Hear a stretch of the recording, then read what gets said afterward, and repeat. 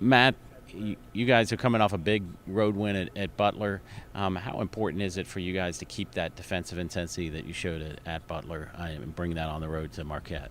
It's huge. It's what we know will make us an NCAA tournament team, and in order to make that field, we're going to have to take every possession seriously, and that's something where, as a team, we need to focus in practice and in games to start off our intensity right, and be a team that's known for its defense first and offense second. You guys have played well defensively the last couple of games. Do you think you're getting that back? I mean, do you feel comfortable that that is coming back? Yeah, definitely. We've grown as a team throughout the whole season, and we've learned from our mistakes, and we've learned from games that we've lost, and I think it's made us a better team because of that.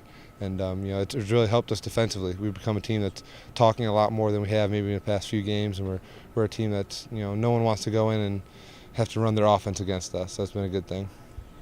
This is a game that is very physical. Marquette's a very physical team. You probably remember from the first game, whatever. What have you guys been working on in practice or to get ready for the physicality of that game on Saturday? Yeah, we've done a huge job of practicing boxing out and making sure that we keep their guys off the board. Devontae Gardner is one of the guys who's top 5 in the Big East in offensive rebounds, and we know that he's going to be a guy that's going to crash the boards every time and try to keep possessions alive. And overall, their team is a team that's going to be very, very physical. We know that. So we've worked on communicating, talking on defense, and making sure that we have a tight defense. That's not 1-on-1, it's 1-on-3 or 1-on-4 or 1-on-5. And lastly, this Marquette team looks a lot better than the Marquette team that came to Cintas Center. Have you guys looked at film? Have you seen anything that you really like or that you've seen them improve on? Yeah, we've seen a couple guys switch roles. New guys have stepped up, other guys have taken a little bit of a seat. But we've seen guys who are ready to play hard and ready to step it up for them. And yeah, there's been a ton of guys from their bigs to their guards to their shooters and everything, where they're stepping up as a team and they're making it hard for other teams to ignore them. Chris, you've had some runs, you've had some good streaks, and you had some losses here, and now the schedule is just you're going to be battle tested on the road here. Do you see or sense an emergency with some of these guys who are like, hey, it's time now? It's the latter part of the season here.